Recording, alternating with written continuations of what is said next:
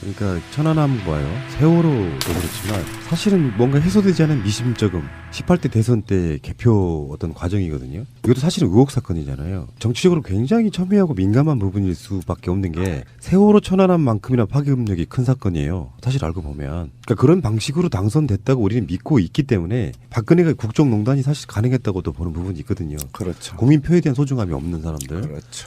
이것도 진실을 밝혀야 될까요? 이게 밝혀질까요? 저는 그게 궁금해요. 사실. 4월 1일이면 밝혀질 겁니다. 전 장담합니다. 4월 1일이요? 예, 왜요? 기다리십시오. 영화 한 편이 나옵니다. 뭔가 있군요. 시민의 예, 눈에서 있습니다. 준비하는 게 있구나. 예, 한방. 예. 아, 오케이. 부정선거에 관한 증거가 너무나 명백하기 때문에 조금만 들여다보면은 알 수도 있고 또 그것이 밝혀질 수밖에 없다고 저는 봐요. 그리고 그잖아요. 4월 1일 날 개봉될 A라는 다큐를 보시면 감시자들이죠. 예, 아마 뒤집어져 버릴 겁니다. 네. 세상이 완전히 거기도 저도 인터뷰했습니다. 예. 아, 그러셨구나. 정말 충격적인 지금 제가 말을 드릴 수가 없는데요. 정말 아까 신상철 대표님이 말했던 2에서 3%가 어떻게 조작되는지를 과학적이고 굉장히 객관적으로 그러면 스포일러 하나만 해주세요. 해킹이 가능합니까? 100% 가능합니다. 어허. 그것도 됐어요. 30초도 안 걸립니다. 여기까지. 그러니까 뭔가 미심쩍었다니까요. 그 노트북에 와이파이 수신 장치 같은 거는 빼고 했어야지 이 사람들이 무슨. 근데 저도 이제 네. 한때는 어렸을 때는 그 프로그램 좀 만졌던 친구인데, 그러니까 그 프로그램을 보안 장치가 없다는 게 더 큰 문제입니다. 예. 이렇게 전문가들은 알 겁니다. 이 프로그램 소스를 건드릴 수 없도록 제3의 코드, 비밀 코드를 넣어야 되는데 그 코드가 없어요. 그러니까 초등학생 수준으로도 이 소스 파일을 건드릴 수 있다라는 게 굉장히 중요한 사건. 제가 이 팟캐스트를 이제 4년째 이렇게 끌어가고 있는데요. 대표적으로 욕을 많이 먹었던 게 뭐냐면은 기존에 있던 기득권에 안주했던 야당 지지자들이 있어요. 이분들은 천안함 이건 세월호건 개표 조작이건 음모론을 안 믿어요. 그들이 얼만큼 조작할 수 있고 사건을 왜곡시킬 수 있고 덮을 수 있는지를 몰라요. 언론으로서 가치 없는 사람이라는 뉘앙스로 이야기를 많이 했던 기억이 나서 만약에 그중에 하나라도 진실이 제대로 드러나면요. 그분을 제가 고소해버릴 생각입니다. 고소전에 짱돌 한번 치세요. 예. 그러니까 자기 수준에 생각하면 설마 그런 일이 있겠어 하는 그 마인드가 오히려 진실에 방해가 되는 부분이 있더라고요. 그런데 제가 이제 화가 난 건 뭐냐면 선관위는요 국민들한테 사실 이런 사건이 의혹이 제기되기 전에 신뢰도가 굉장히 높은 기관이고요 좀 준엄한 기관으로 인식됐어요. 설마 선관위가. 그런데 우리가 이제 문제가로 나타나고 있는 부분들이 사람들이 상식적으로 인식하는 범위를 넘어서 버리면요. 그렇죠. 안 믿는 경향이 있어요. 그렇죠. 설마. 왜냐하면 그거를 인정하기에는 자신이 상식도 없는 사람이 돼버린 게 싫은 거거든요. 그렇죠. 그러니까 상식을 뛰어넘는 몰상식의 차원을 넘어서는 막가파식으로 해버리면은 그게 더 먹혀버리는 현상이 나타나는 건데요. 야, 말하자면 이런 겁니다. 야, 그런 거를 조작하고 하려고 그러면 선관위라고 하는 그 사법기관 전체다가 담합해야만 가능할 텐데 그게 가능하겠냐? 이런 형태로 접근을 하는 거죠. 그래서 실제로 이제 그것이 일어난 현상을 잘 들여다보려고 하질 않아요. 그렇죠. 예, 그리고 이제 국방부 같은 경우도 천안함 사건만 해도 그 국방부라고 하는 거대 조직이 전부 어떻게 여기에 일사불란하게 조작하고 그렇게 하는 것이 가능하겠냐. 이런 논리로 이제 접근하게 되면 더 이상 설명이 불필요한 부분이죠. 세월호도 마찬가지입니다. 그렇죠. 어떻게 그 많은 사람들이 네. 일사불란하게 움직일 거냐. 이런 이제 딜레마에 빠져버리게 된 거죠. 그런데 이 세 가지 사건을 보면 실제 한두 명만 알아도 가능하다는 거예요. 이게 지금 핵심입니다. 정말 이해가 쉽게 하나 말씀드리면은 선관 디도스 문제에 관련한 건 사건이 있잖아요. 물론 그렇죠. 디도스도 아니라는 네. 걸 밝혀지기도 했지만 아직도 우리는 디도스라고 인식하잖아요. 그렇죠. 그래서 이제 여당이 선거를 방해하기 위해서 그 짓을 했대. 보도가 정식적으로 나오면 거기까지만 믿어요. 그렇죠. 더 이상 뭘 할 수 있을 거라는 생각을 못 하는 거죠. 그렇다 보니까 사실 진실 파헤치는데 같은 야당 지지자들끼리 그러면 정말 방해되고 힘 빠져요. 그리고 또 이제 또 문제가 뭐냐면 선거 관리를 하는 조직이 왜 사법기관이어야 되죠? 그렇죠. 한번 생각해 보십시오. 사법기관일 이유가 하나도 없습니다. 맞습니다. 그런데 사법기관을 둔 데는 그만큼 공정성을 담보할 거라고 착각들을 하죠. 그런데 이것이 문제가 되는 게 선관위원장은 대법관이고, 그죠? 그다음에 선관위 각 지역에 있는 선관위원장들은 부장판사급이에요. 이분들이 조작에 가담하거나 아니면 조작을 묵인하거나 조작을 모르고 내버려 두는 바람에 이것을 문제 삼았을 때 사법기관이 그 사람들을 조사하거나 처단하거나 문제 삼지를 못해요. 왜냐면 동료들이니까. 제가 예를 들면 지난 대선 자료 가운데 두 가지를 놓고 제가 고발장을 제가 제출을 했는데요. 하나는 춘천 같은 경우에 밤 9시 14분에 개표를 시작해서 밤 9시 24분에 개표가 끝난 그 춘천시 동네 몇 군데에서 어떻게 7시 30분 단위에서 방송에 나가버립니까? 결과가. 말이 안 되잖아요. 이런 부분들, 그다음에 미분류표가 1680 주민이 투표를 했는데 그중에 절반에 가까운 49%에 가까운 800표 가까이가 미분류표로 분류가 돼요. 기계가 인식을 못한다는 거예요. 그런 다음에 그걸 사람이 손으로 이렇게 나눠줍니다. 전산으로 나온 거는 6대4가 나오지만 손으로 분류한 거는 8대2 나오는 이런 결과. 결국은 그것을 인위적으로 결과를 바꾸기 위해서 한 행위들. 예. 그래서 부정선거로 해서 춘천집 그 선관위원장을 고발을 했고요. 또 하나는 우리 저 광주 북구에서 위원장 도장이 두 가지가 나왔잖아요. 네. 최인규 부장판사. 한쪽 도장은 최인규, 한쪽 도장은 최인규인. 그래서 이제 결국은 이제 광주 북구에 105개 선거구가 있는데 투표구가 있었는데요. 105개 중에서 75장은 오리지널 도장이 찍혔고 30몇 장은 새로 판 도장이 찍힌 거예요. 그래서 그거를 직접 제가 이건 부정선거의 위조에 해당한다 해서 창원지검의 김은정 검사 있었지 않습니까? 그 당시에. 예. 그래서 김은정 검사한테 수사를 의뢰하고 싶다는 코멘트까지 달아서 창원지검에 제가 고발장을 제출했어요. 그런 고발장을 제출하니까 뉴시스 기자가 이제 와서 붙어서 같이 취재를 했습니다. 그래서 내가 부장판사가 통화를 했어요. 부장님, 도장 어느 거 가지고 갔었습니까? 하나만 가지고 갔다. 그럼 이쪽 거 맞습니까? 맞다. 근데 이 도장은 뭡니까? 나도 모르겠다. 그럼 직원들한테 뭐 확인해 보십시오. 10분 뒤에 전화하겠습니다. 그랬더니 10분 뒤에 다시 전화를 하니까 맞네요. 도장을 만들었다고 하네요. 그럼 도장을 위원장도 모르게 도장을 새로 만들어서 모든 투표가 끝난 그 다음 날 찍는 행위는 도대체 뭡니까? 그래서 이제 선관위 직원하고 통화를 했어요. 그랬더니 도장이 두 종류라도 문제될 건 없다라고 얘기를 해요. 어쨌든 당신이 이걸 만들어서 찍은 거 아니야. 그렇다. 그럼 위원장한테 보고하지도 않고 찍은 거 아니냐. 위원장은 아무것도 모르고 있는데. 그러니까 이제 말을 못 해요. 그래서 이제 고발장을 제출했는데 다 기각됐습니다. 왜냐, 사법부에서도 이걸 만약에 문제를 삼기 시작하면 전국의 선관위에 있는 판사분들 굉장히 곤란해질 거예요. 나는 그 부장 판사님이 이 내용, 부정개표의 내용 전혀 모르는 분이라고 생각합니다. 네, 전혀 몰라요. 모르고 흘러가 버렸기 때문에 그분들은 최소한의 지휘 책임, 전체적인 책임으로부터 자유롭지 못하잖아요. 그럼 전부 다 유죄 판결 받아야 돼요. 전국에 수십 명의 판사들이. 이거를 검찰이 못하는 겁니다. 이게 굉장히 중요한 게요. 그럼요. 선관위 조직은 가장 엄중한데 사실은 판사들이라고 하는 그 조직의 상부의 통제를 거의 받지 않은 상태. 평상시 때는 그렇죠. 그러니까 굉장히 방만하고 그런 상태에다가 선거 때만 주로 그분들을 오셔가지고 결제해주고 가는 그런 방식이잖아요. 그러니까 선거관리위원회가 별도로 있을 필요는 없다고 네. 보는 게 만약에 수개표를 하면 투표한 곳에서 문고리 잠그고 그 자리에서 바로 까면 되는 거잖아요. 그렇죠. 동사무소에서 명단만 만들면 돼요. 그렇잖아요. 그리고 내가 투표하는 용지에 시리얼 넘버가 붙어 있어서 어떤 국민이든 내가 결과가 지금 그대로 잘 보존되는지 보고 싶다라고 소송을 했을 때에 보여줄 수 있는 메커니즘.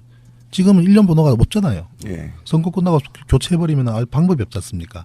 이러한 몇 가지 시스템만 갖추게 되면 동사무소에서 선거 있을 때 관리하는 것으로 충분합니다. 그 맞습니다. 시리얼 넘버 같은 거는 원래 있던 걸 없앤 거거든. 법을 개정해가지고. 그건 그러니까 결국 퇴보하고 있는 거야 선거 시스템이. 부정을 하도록 방조한 결과가 돼버렸죠. 그러니까 도장이 의도적으로 그게 만들었죠. 얼마나 중요하냐면 이번 경우는 명확하게 이름과 인이 들어있어서 구분이 되잖아요. 똑같은 도장이 두 개 있다고 생각해 보세요. 정말 심각해요. 그러니까 이거는 밝혀질 수도 없어요. 그러니까 선관위 쪽에 자기들 쉴드는 어느 정도 업무 효율성 때문이라고 그러니까 얘기하겠지. 어느 정도는 이해가 안 되는 바는 아닌데 분명히 그 점을 악용하는 사람들이 나오기 때문에 문제인 거예요. 그렇죠. 그리고 온갖 실수가 수도 없이 드러났지만 그들의 일관된 변명은 차고 실수잖아요. 그걸 개선할 여지도 없어요. 근데 그것도 인정 안 해요. 사실은 선관위는. 최근에 왜 그 문제 없다 이렇게 시민의 눈이 밝혀낸 것 중에 불법 노트북 들어와 있다는 것도 그렇죠. 영상으로 밝혀낸 거고요. 예. 최근에 여러분들이 다 하실 만한 선거 중에는 나경원과 박원순 시장의 선거에서 이상하게 강남 3구를 제외하고도 다른 지역에 있는 부지자 투표는 다 나경원이 이겼습니다. 그거 어떻게 네. 설명할 수 있어요? 신상철 대표님 얘기했는데 이 투표지 분류기에 최대의 관심을 가져야 될 것은 미분류표입니다. 예, 여기에 답이 있어요. 영화 보십시오. 기다리십시오. 예. 미분류표가 흘러나오는 데는 선거를 감시하던 모든 사람들이 그게 뭔지 몰라요. 예. 그냥 줄줄줄줄 뒤로 나서 나옵니다. 거기에 답이 있습니다. 예. 그리고 투표지 분류기는 오차가 제로인 100% 오차가 없습니다. 그런데 그 기계는 완벽한 기계인데 어디에서 오차가 있냐? 노트북에 있습니다. 오차가 나도록 만드는 거죠. 만드는 프로그래밍 된 거죠. 기계는 증명이 됐더라고요. 거의 오차가 없어요. 한틀 시스템 예. 지금도 기억합니다. 그분들이 만든 기계가 바로 우리 그 돈 찾는 기계잖아요. 예, ATM기. 그죠? 뭐 만 원짜리, 5만 원짜리가 혼선이 난다고 그러면은 국가 경제가 무너져 버릴 겁니다. 사람이 이게 보면 기계가 나쁜 거야? 이렇게 기계만 보고 있는데요. 기계는 거의 오차가 없나. 아까 돈 세는 게 오차 있는 거 봤어요. 만약에 10만 원 차이인데 20만 원 나온다고 생각해 보세요. 끔찍하잖아요. 또 요즘은 5만 원짜리 1,000원짜리 섞여 나오는데 5만 원짜리 5장인데 6장 나오면 큰일 나잖아요. 굉장히 과학적이고 정확합니다. 기계는. 근데 그 기계를 컨트롤하는 누가?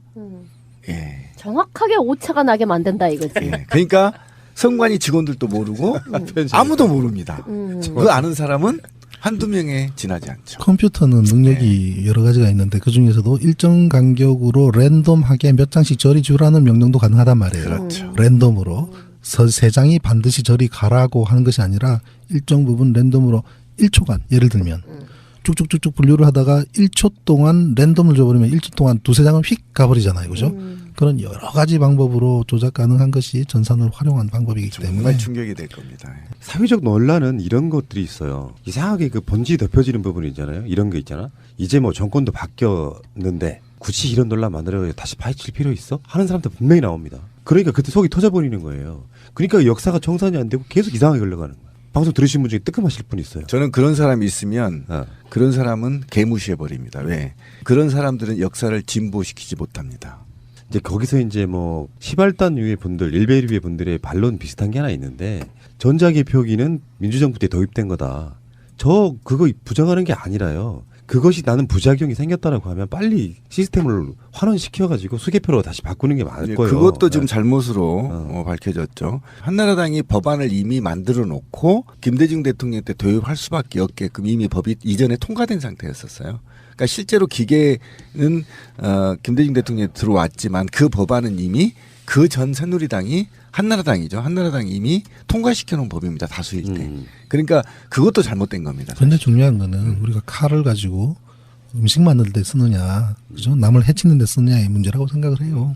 그 시스템도 중요하지만 그럴 의지를 가지고 그런 목적을 가지고 쓴 사람들이 부정한 방법으로 그걸 썼을 때는 방법이 없는 거죠. 그렇죠. 그러니까 지금 만약에 천안함이나 세월호나 부정선거에서 신상철 대표님처럼 자기 희생이나 또는 그 희생을 담보하고서라도 진실을 알고 싶다라는 분이 없었다면 역사는 발전하지 않습니다. 그렇죠.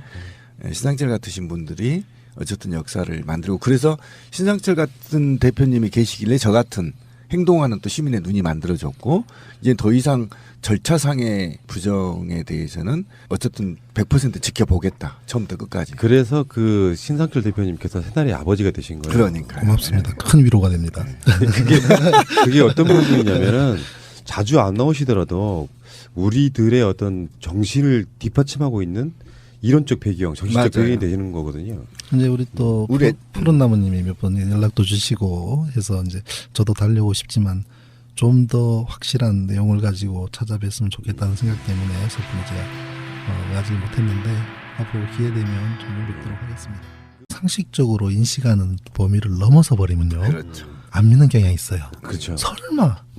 왜냐하면 그거를 인정하기에는 자신이 상식도 없는 사람이 돼버린 게 싫은 거거든요. 그렇죠. 그러니까 상식을 뛰어넘는 몰상식의 차원을 넘어서는 막가파식으로 해버리면은 그게 더 먹혀버리는 현상이 나타나는 건데요. 말하자면 이런 겁니다.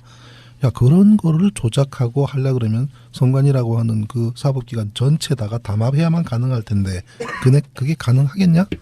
이런 형태로 접근을 하는 거죠. 그래서 실제로 이제 그것이 일어난 현상을 잘 들여다보려고 하질 않아요. 그렇죠. 예, 그리고 이제 국방부 같은 경우도 천안함 사건만 해도 그 국방부라고 하는 거대 조직이 전부 어떻게 여기 일사불란하게 움직였겠냐. 조작하고 그렇게 하는 것이 가능하겠냐. 이런 논리로 이제 접근하게 되면 더 이상 설명이 불필요한 부분이죠. 세월호도 마찬가지입니다. 어떻게 그렇죠. 그 많은 사람들이 네. 일사불란하게 움직일 거냐. 이런 이제 딜레마에 빠져버리게 된 거죠. 그런데 이 세 가지 사건을 보면 실제 한두 명만 알아도 가능하다는 거예요. 이게 지금 핵심입니다. 정말 이해가 쉽게 하나 말씀드리면은 선관 디도스 문제에 관련한 건 사건이 있잖아요. 물론 그렇죠. 디도스도 아니라는 예. 걸 밝혀지기도 했지만 아직도 우리는 디도스라고 인식하잖아요. 그렇죠. 그래서 이제 여당이 선거를 방해하기 위해서 그 짓을 했대. 보도가 정식적으로 나오면 거기까지만 믿어요. 그렇죠. 더 이상 뭘 할 수 있을 거라는 생각을 못 하는 거죠. 그렇다 보니까 사실 진실 파헤치는데 같은 야당 지지자들끼리 그러면 정말 방해되고 힘 빠져요. 그리고 또 이제 또 문제가 뭐냐면 선거 관리를 하는 조직이 왜 사법기관이어야 되죠? 그렇죠. 한번 생각해 보십시오. 사법기관일 이유가 하나도 없습니다. 맞습니다. 그런데 사법기관을 둔 데는 그만큼 공정성을 담보할 거라고 착각들을 하죠. 현재 이렇게 끌어가고 있는데요. 대표적으로 욕을 많이 먹었던 게 뭐냐면은 기존에 있던 기득권에 안주했던 야당 지지자들이 있어요. 이분들은 천안함 이건 세월호건 개표 조작이건 음모론을 안 믿어요. 그들이 얼만큼 조작할 수 있고 사건을 왜곡시킬 수 있고 덮을 수 있는지를 몰라요. 언론으로서 가치 없는 사람이라는 뉘앙스로 이야기를 많이 했던 기억이 나서 만약에 그중에 하나라도 진실이 제대로 드러나면요. 그분을 제가 고소해버릴 생각입니다. 고소전에 짱돌 한번 치세요. 네. 그러니까 자기 수준에 생각하면 설마 그런 일이 있겠어 하는 그 마인드가 오히려 진실에 방해가 되는 부분이 있더라고요. 그런데 제가 이제 화가 난 건 뭐냐면 선관위는요 국민들한테 사실 이런 사건이 의혹이 제기되기 전에 신뢰도가 굉장히 높은 기관이고요. 좀 준엄한 기관으로 인식됐어요. 설마 선관위가. 그런데 우리가 이제 문제가로 나타나고 있는 부분들이 사람들이 저는 다큐를 보시면 감시자들이죠. 예, 아마 뒤집어져 버릴 겁니다. 세상이 완전히 거기도 저도 인터뷰했습니다. 예. 아, 그러셨구나. 정말 충격적인 지금 제가 말을 드릴 수가 없는데요. 정말 아까 신상철 대표님이 말했던 2에서 3%가 어떻게 조작되는지를 과학적이고 굉장히 객관적으로 그러면 스포일러 하나만 해주세요. 해킹이 가능합니까? 100% 가능합니다. 아하. 그것도 됐어요. 30초도 안 걸립니다. 여기까지. 그러니까 뭔가 미심쩍었다니까요. 그 노트북에 와이파이 수신 장치 같은 거는 빼고 했어야지 이 사람들이 무슨. 근데 저도 이제 네. 한때는 어렸을 때는 그 프로그램 좀 만졌던 친구인데, 그러니까 그 프로그램을 보안 장치가 없다는 게 더 큰 문제입니다.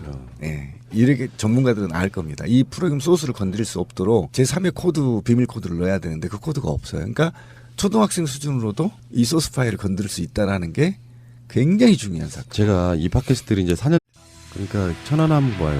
세월호도 그렇지만 사실은 뭔가 해소되지 않은 미심쩍음 18대 대선 때 개표 어떤 과정이거든요. 이것도 사실은 의혹 사건이잖아요. 정치적으로 굉장히 첨예하고 민감한 부분일 수밖에 없는 게 세월호 천안함만큼이나 파괴력이 큰 사건이에요. 사실 알고 보면. 그러니까 그런 방식으로 당선됐다고 우리는 믿고 있기 때문에 박근혜가 국정농단이 사실 가능했다고도 보는 부분이 있거든요. 그렇죠. 국민 표에 대한 소중함이 없는 사람들. 그렇죠. 이것도 진실을 밝혀야 될까요? 이게 밝혀질까요? 저는 그게 궁금해요. 사실. 4월 1일이면 밝혀질 겁니다. 전 장담. 4월 1일이요? 예, 왜요? 기다리십시오. 영화 한 편이 나옵니다. 뭔가 있군요. 시민의 예, 눈에서 있습니다. 준비하는 게 있구나. 예, 한방. 예. 아, 오케이. 부정선거에 관한 증거가 너무나 명백하기 때문에 조금만 들여다보면은 알 수도 있고 또 그것이 밝혀질 수밖에 없다고 저는 봐요. 그리고 그잖아요. 4월 1일 날 개봉될 A라